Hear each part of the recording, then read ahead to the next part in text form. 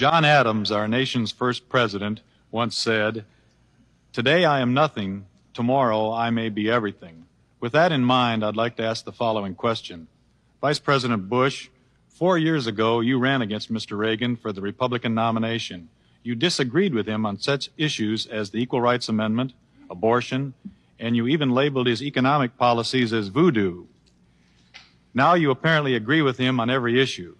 If you should be called upon to assume the presidency, would you follow Mr. Reagan's policies down the line, or would you revert to some of your own ideas?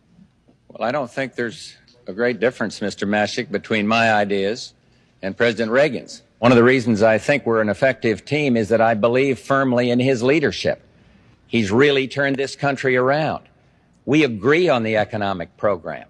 When we came into office, why inflation was 12.5%, interest rates wiping out every single American were 21.5%, if you can believe it. Productivity was down. Savings was down. There was despair. In fact, the leadership of the country told the people that there was a malaise out there. And this president's turned it around, and I've been with him every step of the way. And of course I would continue those kinds of programs because it's brought America back. America's better off. People are going back to work.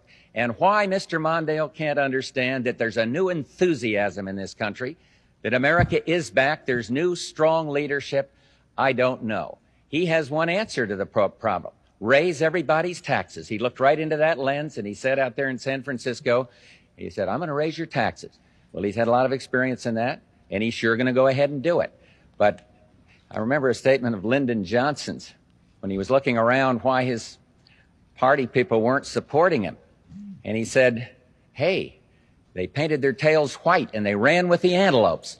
There's a lot of Democratic white tails running with the antelopes. Not one single Democrat has introduced the Mondale tax bill into the Congress. Of course I support the president's economic program, and I support him in everything else. And I'm not sure, because of my concept of the vice presidency, that if I didn't, I'd go doing what Mr. Mondale has done with Jimmy Carter, jump away from him.